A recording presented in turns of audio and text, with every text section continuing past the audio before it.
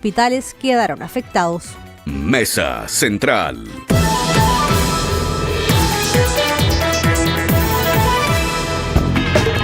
Ocho de la mañana con 12 minutos y seguimos revisando las noticias más importantes junto a Andrea Rivera. Oye, seguimos con novedades. Tuvimos ya ahora la conversación con el ministro de Agricultura, que nos comentó varias cositas. Una, que se repuso los 4.000 millones de pesos que le habían quitado al SAC. Otro, que las cerezas definitivamente se perdieron. Son como 100 millones de dólares en cerezas que se perdieron y que va a tener que responder la naviera, y que se está tratando de ver la manera de hacer una persecución penal más efectiva en relación a los incendios, porque la intencionalidad es evidente y la verdad es que no hay no hay sanciones que estén acorde con la situación, a pesar de que él defiende que no se utilice la nueva ley antiterrorista, porque dice que todavía se están configurando los delitos. Investigaciones en curso como para poder establecer fehacientemente que es propicio o no invocar esta nueva ley antiterrorista. Así que parte de la discusión que se ha dado durante estos días a raíz de los incendios forestales. ¿Qué más nos trae en la mañana informativa? Bueno, otro de los temas que se ha dilatado por el tiempo es el caso del proyecto portuario minera Dominga, que se volvió a escribir un nuevo capítulo. Parece bastante interminable la trama de este proyecto, luego que el Tribunal Ambiental de Antofagasta dictara un fallo en el que determinó que el Comité de Ministros cumplió solo parcialmente lo que la institución había ordenado y mandató a volver a votar la iniciativa en 10 días más. Dominga ya había sido rechazada por el Comité de Ministros el 8 de enero de este año. La instancia había estado compuesta por subrogantes, luego de los titulares como la ministra de Medio Ambiente, Maysa Rojas, o el ministro de Economía, Nicolás Grau, entre otros, se inhabilitaran tras los cuestionamientos del propio tribunal. En ella estuvieron presentes de esta manera la subsecretaria de Salud Pública, Andrea Albagli, el subsecretario de Pesca, Julio Salas, el jefe de gabinete del Ministerio de Agricultura, Alan Espinosa, el subsecretario de Energía, Luis Felipe Ramos, y la subsecretaria de Minería, Suina Chaguán. El tribunal finalmente concluyó que la votación del comité incumplió con lo que previamente había determinado el propio tribunal. Esto implica la suspensión de la decisión que dejó sin efecto la resolución de calificación ambiental de Dominga, así que de esta manera el proyecto sigue con esta resolución de calificación ambiental vigente, y el fallo también dictamina que el comité integrado por los subrogantes se excedió al abordar asuntos que no formaban parte de este fallo.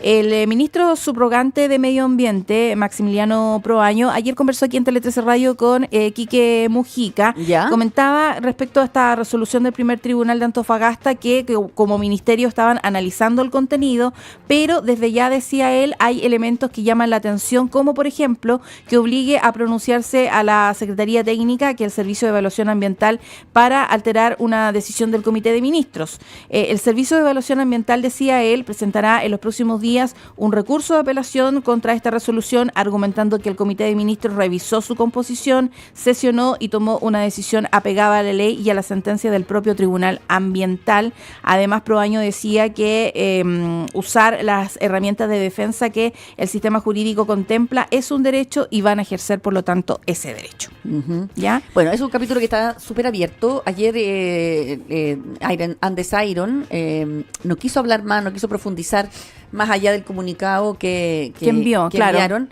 Pero sin duda que ahí también va a haber todavía mucho tema, porque lo que tampoco es posible ni aceptable es que esto se siga dilatando de forma interminable, es como un infinito, como el día de la marmota infinita, porque este proyecto lleva más de 10 años en tramitación.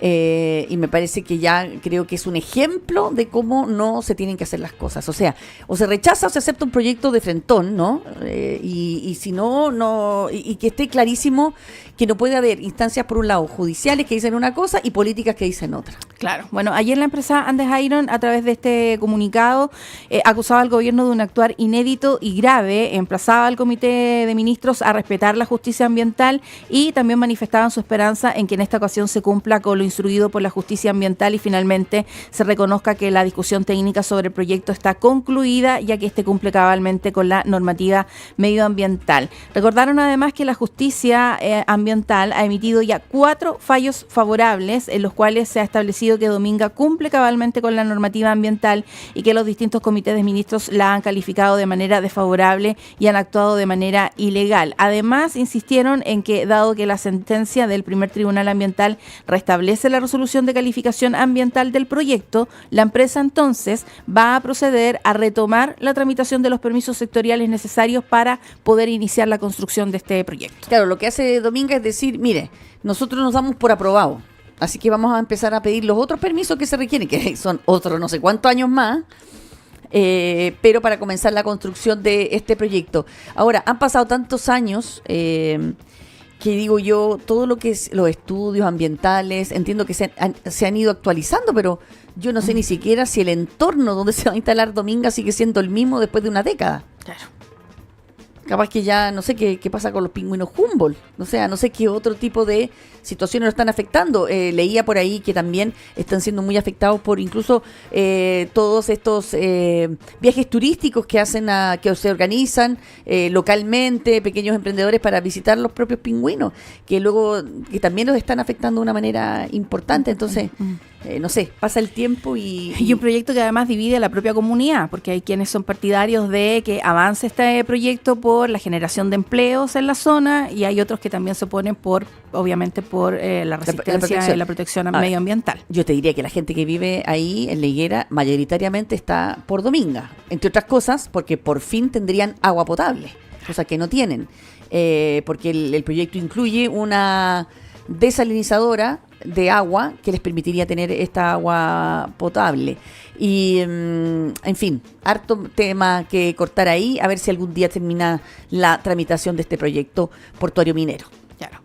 Vamos a otro revés que sufrió el Estado chileno, esta vez de mano de la Corte Interamericana de Derechos Humanos, que condenó al Estado chileno por las malas condiciones de detención de adolescentes y la muerte de 10 de ellos en un incendio en el año 2007. El Estado, dice, pese a la posición particular de especial garante que detentaba respecto a la población privada de libertad en el Centro Tiempo de Crecer de Puerto Montt, no tomó las medidas necesarias para prevenir el incendio del 21 de octubre del año 2007, ni tampoco actuó con la diligencia debida frente al desarrollo del incidente, concluyó la Corte Interamericana de Derechos Humanos en esta sentencia. El tribunal determinó que Chile es responsable por las afectaciones a la integridad personal y a la vida y a la niñez. Los hechos se remontan al 21 de octubre del 2007 en el marco de una protesta iniciada por los adolescentes detenidos en el Centro de Internación Provisoria Tiempos de Crecer, quienes alegaban malas condiciones de detención, y durante esta protesta es que se origina un incendio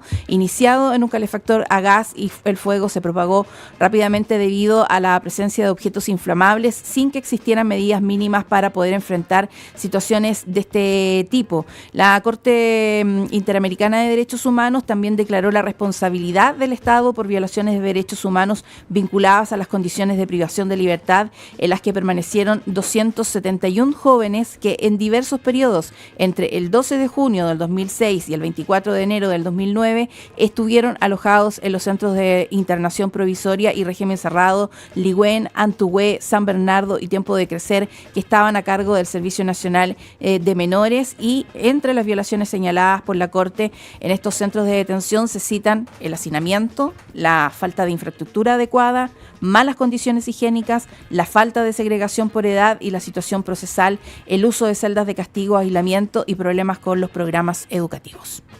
Sí, este es todo en definitiva, la resolución, no sé si la resolución, pone patente, ¿no?, el drama que vivimos con el Sename, que ya está en disolución. Se cambió en Chile el sistema de protección. Por una parte se puso a los niños que están protegidos, que están bajo protección en mejor niñez, y a los jóvenes infractores en una nueva institucionalidad diferente, y de alguna manera tratar de evitar todo esto que durante tanto tiempo vimos, que sin duda no se condecía con un trato humano a personas que, por muy delincuentes que sean, son todavía adolescentes. Y es potente, ¿no?, la condena de un tribunal de derechos humanos al Estado chileno en este sentido, por hechos que ocurrieron hace tanto tiempo atrás, pero que sin duda son una señal. Y además, fíjate que piden no solamente compensación económica, está establecida cuánta plata van a ganar, va a recibir cada una de las víctimas, pero también esto de que se cree finalmente, o que se informe de la creación de la Comisión de Verdad, Justicia y Reparación relativas a estos casos de violencia institucional del Sename, que está en ejecución, pero que todavía no lo comenzó el gobierno del presidente Boric, pero que todavía no está terminada. Y además van a tener que darle tratamiento psicológico y psiquiátrico a las víctimas de estas vulneraciones, claro, de ahora en adelante, digamos. Y tratan también, no tratar, sino que también tienen que incorporar estándares de derechos humanos que están establecidos en la sentencia, en la formación continua a todos los actores que intervienen en el sistema de responsabilidad penal adolescente, y también el Estado va a tener que informar públicamente sobre la sentencia y al término de un año comunicar a la Corte cómo le ha dado cumplimiento entonces a esta resolución de la Corte Interamericana de Derechos Humanos. Así es, bueno, un tirón de orejas muy, muy tremendo. Sí, y hay un tema anexo también, Mónica, porque se ha conocido también durante los últimos días la cifra de homicidios de niñas, niños y adolescentes durante el 2024. Y ayer la candidata presidencial de Renovación Nacional y la UDI, Evelyn Matei, arremetió nuevamente contra el Ejecutivo y aseguró que el crimen organizado le está ganando a Chile y que el aumento de los homicidios en menores de edad es una muestra de aquello. A través de su cuenta en X, la exalcaldesa de Providencia llamó al gobierno a enfrentar este incremento con urgencia. Dichos de la ex jefa comunal que se dan a raíz de este boletín estadístico emitido por el Ministerio Público, que da cuenta del alza de las cifras de niños y adolescentes que fueron víctimas de homicidios, ya sea consumado en carácter de frustrado o tentado, pasando de 244 casos en el año 2022 a 351 durante el 2024. Frente a esto, la ministra de Desarrollo Social, Javiera Toro, enfatizó en que se tiene que poder actuar de manera preventiva y agregó que se está trabajando en levantar alertas o alarmas cuando se presentan este tipo de situaciones y otras instituciones identifiquen los factores de riesgo. ¿Ya? Aquí también además falta un desglose con respecto a si estos homicidios, estas muertes de niñas, niños y adolescentes se dan en un contexto de niños participando en actos delictivos o víctimas precisamente de esos actos delictivos. Ahí también es importante hacer ese desglose y esa separación, segregación de caso por caso. Sí. Oye, respecto del tema de la sanción por la situación del Sename, del antiguo Sename, la verdad es que muchos de los niños que fueron violentados, agredidos, abusados, asesinados en varios casos, no eran niños delincuentes, eran niños que estaban bajo protección, o sea, eran niños que ya habían sido vulnerados en sus derechos por parte de sus familias y que buscaban protección por parte del Estado que los trató de esta manera. Es una situación gravísima que está tratando de ser resuelta en Chile a través del cambio de esta institucionalidad que yo decía, a través de Mejor Niñez. Y fíjate que recién se acaba de aprobar y se dio, bueno, hay todo un problema porque se cambió la manera en que se tiene que acoger a estos niños en recintos mucho más chiquititos. Está en marcha una nueva licitación de esto que recién comenzó en el mes de enero para mejorar, pero claro, los presupuestos son escasos, hay dificultad para poder darle todos los servicios que requieren estos niños que tienen situaciones complejas, mucha atención psiquiátrica, y que estos centros que los cuidan, estas instituciones que se hacen cargo de ellos, la verdad, no les dan los fondos suficientes para poder hacer todo lo que pide la nueva institucionalidad. Así que ahí hay un conflicto, pero entiendo que ahora hay una nueva licitación con unos nuevos requerimientos, en fin, en proceso que ojalá funcione mejor. Pero sin duda un temazo el trato que les damos a nuestros niños. Me refiero a aquellos que están pidiendo la tutela del Estado producto de que sus familias no han sido capaces de cuidarlos. Sí, complejo y un desafío muy grande que tiene nuestro país. Pasemos rápidamente también a lo que está pasando en el ámbito internacional, porque Estados Unidos y Rusia acordaron restablecer el personal de sus embajadas y crear equipos de alto nivel para discutir el conflicto en Ucrania a su debido tiempo. Todo esto en un encuentro histórico que marca el mayor acercamiento diplomático entre las dos potencias desde la invasión rusa en el año 2022. Una reunión que se tradujo en este encuentro entre el secretario de Estado estadounidense Marco Rubio y que el ministro de Asuntos Exteriores ruso, Sergei Lavrov, celebraba en la capital de Arabia Saudita, Riad, que representa, dicen, un giro significativo en la política exterior estadounidense bajo la administración del presidente Donald Trump, que busca mejorar las relaciones con Moscú a pesar de la guerra en curso, y que fue tan significativa con este llamado telefónico que hizo el propio Donald Trump a Vladimir Putin, y luego esta comunicación que tuvo con Volodymyr Zelensky para contarle los alcances precisamente de esta conversación con el mandatario ruso para poder allanar de alguna manera las conversaciones y las negociaciones para un acuerdo de paz entre ambos países en la zona. Uh-huh. ¿Ya? Rubio enfatizaba ayer que Washington busca una solución justa y duradera para la guerra en Ucrania, señalando que existen oportunidades extraordinarias para las relaciones entre Estados Unidos y Rusia si se logra poner fin al conflicto. Y el consejero diplomático del Kremlin, Yuri Ushakov, confirmó que ambas partes acordaron establecer equipos de negociadores separados para abordar la cuestión ucraniana, aunque advirtió que sería prematuro hablar de un acercamiento inmediato entre Moscú y Washington. De todas maneras, Donald Trump, el presidente de Estados Unidos, decía que confiaba mucho más en la posibilidad de alcanzar un acuerdo para poner fin a la guerra en Ucrania después de las negociaciones entre estadounidenses y rusos en Riad. Y a la pregunta de si se va a reunir pronto con el presidente ruso Vladimir Putin, contestó que probablemente.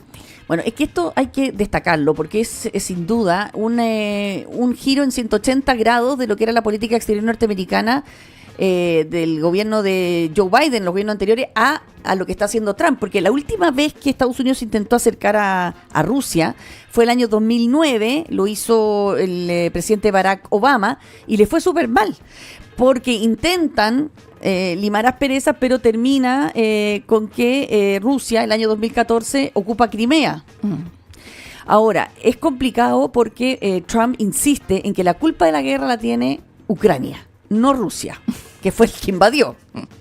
¿Y por qué la tiene Ucrania? Dice Trump. Porque tendrían que haber aceptado que les quitaran territorio, si era como un hecho inevitable. Tenían que ceder nomás. Habían tenido que, aceptar la pérdida del territorio para evitar el conflicto. Así que es un giro importante. Vamos a ver qué frutos trae, eso si efectivamente funciona o no, porque todos sabemos que Putin tiene sus propios intereses, no trepida en avanzar hacia lo que él quiere. Y sin duda vamos a ver cómo va a funcionar esta nueva relación entre Estados Unidos y Rusia y cómo esto juega en relación a Ucrania, qué solución final se puede dar a este conflicto y Europa. Y a Europa, po. Claro, porque sin duda que ¿qué va a pasar con Europa? Estos acercamientos han conmocionado a Europa y también al propio presidente ucraniano Volodymyr Zelensky, que decía que él negociaciones sobre Ucrania sin Ucrania no son concebibles, ¿ya?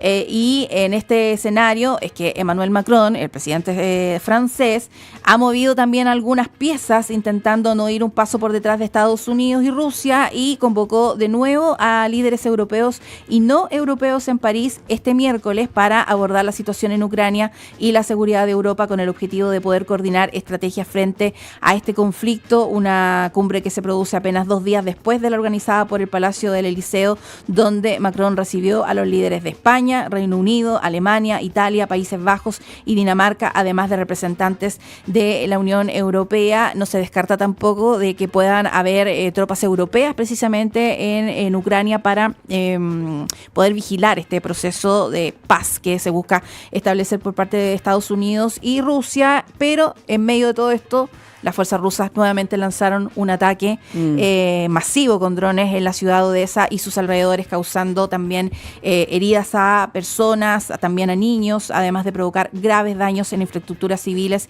y cortes de electricidad que afectan por lo menos a 160 residentes de la zona. Claro, sí, desafortunadamente es que todas estas negociaciones ocurren mientras todavía continúa la guerra. Y por tanto las demostraciones de fuerza y los avances de Rusia se van a seguir siendo evidentes hasta que no se termine con este conflicto de forma clara. Ojalá que por lo menos esta nueva relación extraña entre Estados Unidos y Rusia dé frutos, al menos en lo que tiene que ver y lo que concierne a la paz en Ucrania, que la verdad preocupa, pero va a ver en qué términos. Porque claro, ya sabemos, ya tenemos experiencia en la historia, cuando los términos no son adecuados, los conflictos se vuelven a repetir. Ese es el problema. Sí, queda abierta la... Quedan abiertas las heridas. Oye, ¿me ibas a contar tú del Papa? Ah, sí. Bueno, salió el último informe el último parte médico del Papa. Siempre dan dos. Uno, el de la mañana, es cómo durmió. En fin, Claro, cómo pasó la noche. Cómo pasó la noche. Y luego, el de la tarde más importante, porque ahí dan una actualización efectivamente de cómo va el tratamiento del Papa. Bueno, ayer en la tarde dijeron que el Papa estaba peor. Claro, que se había complicado. Se había complicado porque además de la bronquitis tenía una neumonía bilateral. ¿Ya? Y que requería más tratamiento con antibióticos y corticoides. Suspendieron todas sus actividades ya directamente hasta el domingo. Hay preocupación por la salud del Papa, que tiene 88 años y que todos sabemos tiene un punto débil en sus pulmones, porque a él le tuvieron que sacar una parte de uno de ellos cuando era muy joven. Sin embargo, ahora en la mañana dicen que nuevamente pasó buena noche, que está estable, que está tranquilo y, como siempre dicen, de buen ánimo. Claro, que comió y desayunó. Que comió nada más, o sea, como cosas muy básicas. Desayunó, en fin, está bien, no hay mayores, pero hay preocupación sin duda y estamos esperando entonces el informe de la tarde. Ya nos tenemos que ir, nos está retando nuestra editora. Andrea, nos está llamando al orden. Nos entretenemos tanto conversando aquí las dos que nos olvidamos. Pero muchísimas gracias por tu informe. Nos vemos. Cada mañana, información que acompaña. Escuchas